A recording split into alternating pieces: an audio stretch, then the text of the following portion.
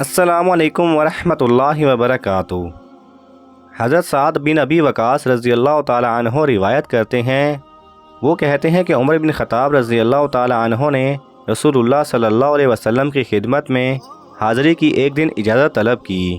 اس وقت کچھ عورتیں قریش کی یعنی ازواج مطہرات رسول اللہ صلی اللہ علیہ وسلم کے پاس بیٹھی ہوئیں باتیں کر رہی تھیں، اور باتیں کرنے میں ان کی آوازیں آپ سے بلند ہو رہی تھیں۔ جب حضرت عمر رضی اللہ تعالیٰ عنہ نے آپ سے اجازت طلب کی اور ان عورتوں نے ان کی آواز سنی تو وہ اٹھ کھڑی ہوئیں اور پردہ میں ہو گئیں۔ رسول اللہ صلی اللہ علیہ وسلم نے عمر رضی اللہ تعالیٰ عنہ کو اجازت دی،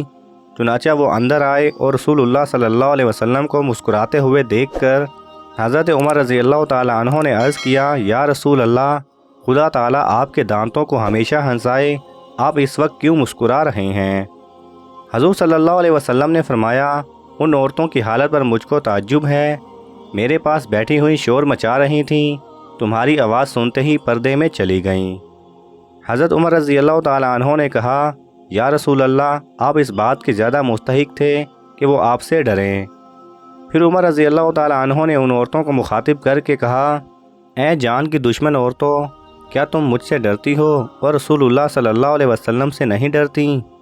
انہوں نے کہا، ہاں، تم سے اس لیے ڈرتی ہیں کہ تم رسول اللہ صلی اللہ علیہ وسلم کی بنسبت عادت کے سخت اور سخت گو ہو۔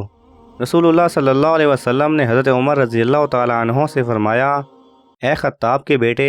کوئی اور بات کرو، ان کو چھوڑو، مجھے اس ذات کی قسم جس کے ہاتھ میں میری جان ہے کہ جب تم سے شیطان کسی راستہ میں چلتے ہوئے ملتا ہے تو وہ تمہارے راستے کو چھوڑ کر کسی اور راہ پر چلنے لگتا ہے۔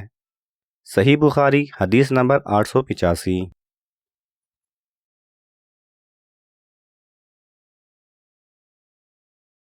اگر آپ کو یہ ویڈیو پسند آئے تو اسے لائک اور شیئر کیجئے، کسی بھی قسم کے سوال اور اظہار رائے کی خاطر کومنٹس کیجئے، اور مزید ایسے دلچسپ ویڈیوز دیکھنے کے لیے ہمارے چینل کو سبسکرائب کریں اور ساتھ میں بنے بیل آئیکن پہ لازمی کلک کریں۔